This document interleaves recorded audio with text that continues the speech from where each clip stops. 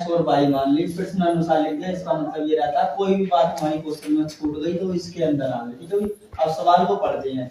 ये कह दिया 5 वर्ष पूर्व, पूर्व बोले तो पहले। ठीक है भाई, पूर्व बोले तो पहले, पहले के नीचे लगाओगे माइनस लगाओगे। ठीक है भाई, अब सवाल को पढ़ो।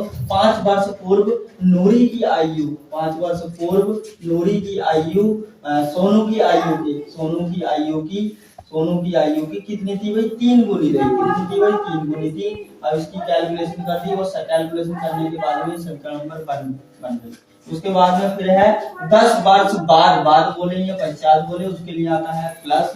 ठीक है भाई, तो 10 वर्ष बाद कह रहा है नूरी की आयु सोनू की आयु की 2 गुनी थी। ठीक है, कितनी थी भाई?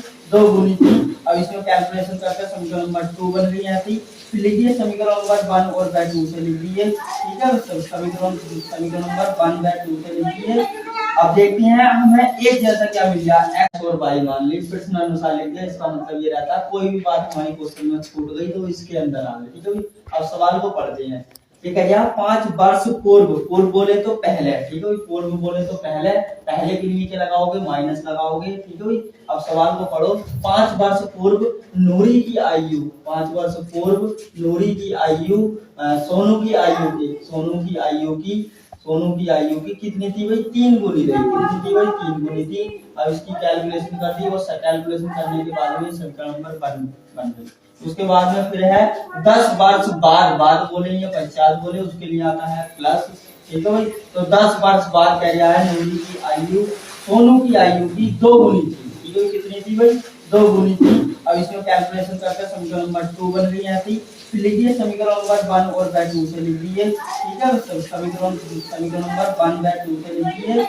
अब देखते हैं हमें एक जैसा क्या मिल गया, x और y मान ली फिर से अनुसार लिख दिया। इसका मतलब ये रहता है कोई भी बात हमारी क्वेश्चन में छूट गई तो इसके अंदर आ गई। ठीक है, अब सवाल को पढ़ते हैं।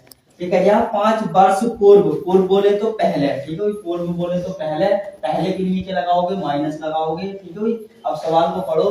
5 वर्ष पूर्व नूरी की आयु, 5 वर्ष पूर्व नूरी की आयु सोनू की आयु की, सोनू की आयु की, सोनू की आयु की कितनी थी भाई? 3 गुनी रही। कितनी थी भाई? 3 गुनी थी।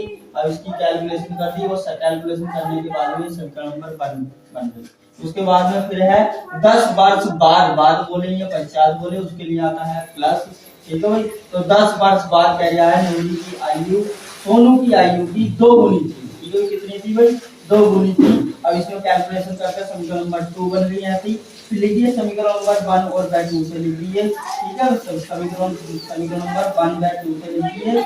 अब देखते हैं हमें एक जैसा क्या मिल गया,